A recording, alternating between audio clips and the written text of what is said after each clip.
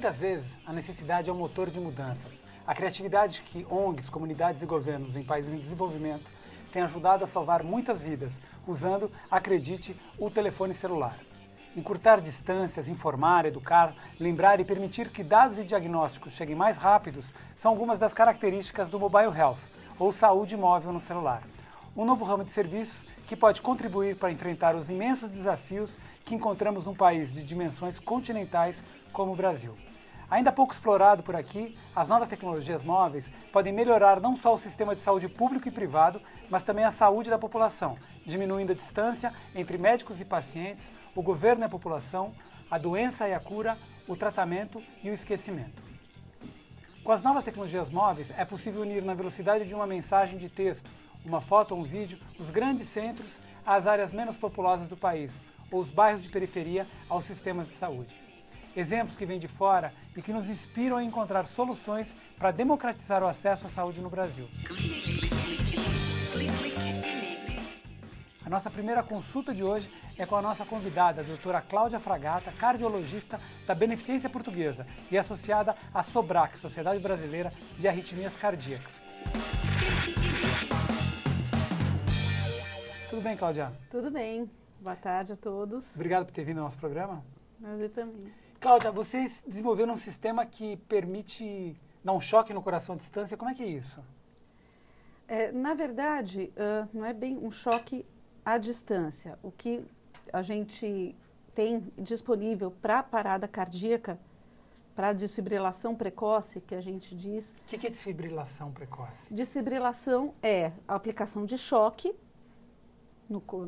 ou diretamente no coração, ou é que ele faz através... puff. Exatamente. Sei. Com isso, para restabelecer o ritmo do coração, quando há uma desorganização total do ritmo do coração, como uma fibrilação ventricular, que a gente chama, ou uma arritmia grave, uma taquicardia ventricular. Ou seja, o coração está funcionando, de repente ele para. Para, exatamente. E aí você tem que dar um push nele, um tranco. Mais ou menos isso. Aí você precisa daquela máquina que nem sempre tem em todo nem lugar. sempre tem disponível. Que aconteceu num campo de futebol recentemente, não foi? Sim, aconteceu em campos de futebol. E deve acontecer na cidade inteira, né? Sim.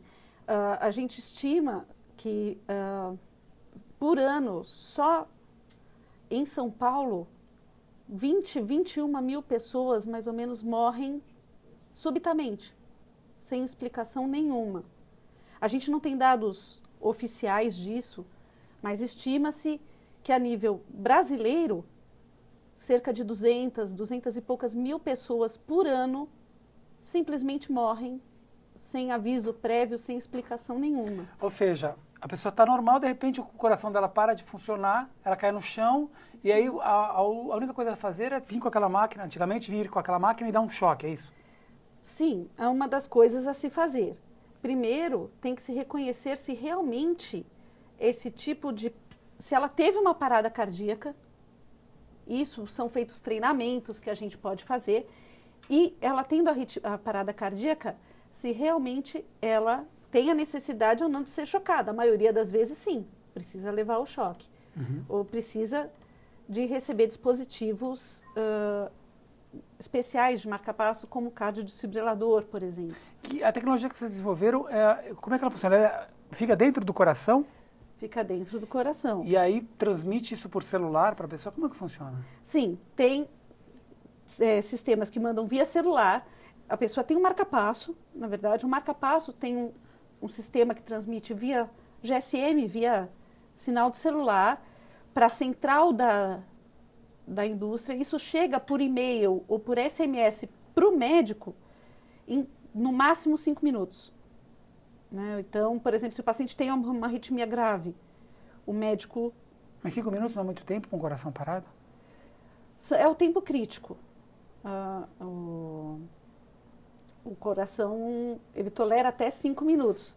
Tá, mas tem um outro exemplo que a gente estava conversando, que essa máquina percebe que se houve uma arritmia e automaticamente dá um choque. Ela reconhece justo, que é o cardiodesfibrilador. É isso que eu queria mostrar para vocês, é um vídeo que a gente tem, Isso. um vídeo que a gente tem aqui, que aconteceu na Holanda, o jogador de futebol. Me conta um pouco desse vídeo. Então, esse jogador, já é sabidamente, ele tem um tipo de marca-passo especial. Ele teve, acabou de ter um desmaio, que ele teve uma parada cardíaca. o marca-passo reconheceu que ele teve a parada cardíaca, aplicou o choque, o paciente voltou ao ritmo normal, o jogador já se levantou e já queria voltar a jogar bola. Então, peraí, aqui a gente mostra ele tomando choque, né? A máquina, quando ele mexe aqui, ó, peraí, ele dá uma mexidinha aqui, que é que ele tomou o choque sozinho. Isso, sozinho. Que ele já tem o dispositivo, o cardiodesfibrilador, que a gente chama de CDI, que ele detectou que ele teve uma arritmia grave. Op, olha aqui o choque, ó. E... Vamos ver de novo. Morreu, Exato. puf, ressuscitou. Exatamente. É isso mesmo? Exatamente. Que incrível. Quer dizer, se a gente tivesse isso... Mas essas pessoas que sofrem desse mal, a gente conhece ou elas podem descobrir isso tendo um infarte? Tendo uma parada? Tendo uma parada. Elas podem descobrir, de repente, assim, podem não descobrir. A primeira manifestação pode ser realmente a morte. Por isso que a gente sempre tenta ao máximo difundir e orientar a população de uma forma geral. A Sociedade Brasileira de Arritmias tem todo ano, dia 12 de novembro, que é o Dia Nacional de Prevenção da Morte Súbita, que é justamente para orientar a população dos riscos, tentar detectar precocemente quem inadvertidamente não sabe, mas está em situação de risco de ter uma morte súbita. Então, a gente sempre tenta... E como que essas novas tecnologias estão ajudando a combater esse... Você que tem viajado muito, conhecido o que tem sendo feito nesse sentido, de aproximar o paciente dos doutores? Ele funciona do ponto de vista não só da gente acompanhar mais perto o paciente. Hoje os dispositivos, se você quiser, te mandam todo dia um boletim de como está o paciente, de como está funcionando o marca-passo que ele tem, os sites as redes sociais, todas, você consegue hoje, todo mundo está conectado 24 horas por dia, Twitter, Facebook. Mas como vocês, doutores, podem ficar mais perto da população usando essas novas tecnologias? Você deu um exemplo aqui desse equipamento, mas é um equipamento caro ainda, né? Ainda é caro, infelizmente. Quantas pessoas usam isso no Brasil? Olha, são poucas pessoas no Brasil, acredito que centenas. Isso é coberto pelo SUS? Não, não é coberto pelo SUS, Uhum. tá certo? E não é coberto também pelos planos de saúde. Tá? Custa em torno de 8 a 10 mil reais. Tem muitos casos também, por exemplo, que em algumas prefeituras no Nordeste, que os sinais são enviados por celular para uma central. Sim. No INCOR, eu acho que no HCOR tem isso também, não? Sim. Como funciona isso, doutora? Sim. Tem um sistema que transmite traçados de eletrocardiograma, tem no HCOR, tem no Instituto Dante Pazanese, que tem vários locais que transmitem para uma central que ficam nesses hospitais os traçados de eletrocardiograma com a história clínica do paciente. Por exemplo, um senhor de 70 e poucos anos com dor no peito. Aí, com esses dados, você consegue saber. Você vê o eletro e aí você Esse pode eletro dizer... chega pelo celular? Chega via internet. Uhum. Chega via internet e você consegue dizer, olha, esse paciente está tendo infarto. Você vê os eletros e você consegue dar o retorno. Estar no interior do Ceará. Exatamente. Em questão de minutos, nem isso você consegue dar o retorno para a pessoa de lá. Olha, ele está tendo infarto. Para o médico que está cuidando do paciente lá. Ele está tendo um infarto, então ele consegue tomar mais... Isso é rápido? É rápido, questão de minutos. Quer dizer, faz o eletro e é transmitido por celular, cai na internet, chega para vocês? E a gente já olha e já devolve... E quantos desses vocês fazem por dia? Milhares. Milhares? Milhares. Centenas, milhares. Né? Incrível. Antigamente a pessoa tinha que ir até o lugar para fazer, né? Sim. Não, ela faz no local. Não, quer dizer, mas se a pessoa tem uma emergência na rua, no SAMU eu acho que tem algumas máquinas dessas que transmitem. Sim, no SAMU tem algumas que transmitem. O que mais pode ser feito nessa área de mais moderno que tem acontecido? De mais moderno, além da orientação da população, esses dispositivos que você consegue monitorar o paciente e ele te avisa se... olha, e ele avisa, por exemplo, você está monitorando mais de um paciente, ele já te manda primeiro, olha, esse teve uma arritmia mais grave do que o outro. Ah, esse é mais urgente? Esse é mais urgente, você entra em contato primeiro com esse paciente. Tem uma fila? Tem. Entendi. Eu estou tentando conectar aqui com um convidado nosso que está em Manaus, que é o Germano Freitas, que tem um sistema também da Nokia, ele está no NDT na Nokia. Vamos falar com ele enquanto a gente... É um sistema que eles desenvolveram para coletar dados e mandar automaticamente para qualquer lugar. É um sistema em software aberto e que está ajudando a combater a dengue em Manaus. Vamos ver se daqui a pouquinho ele entra. Tudo bem aí, Germano? Está nos ouvindo?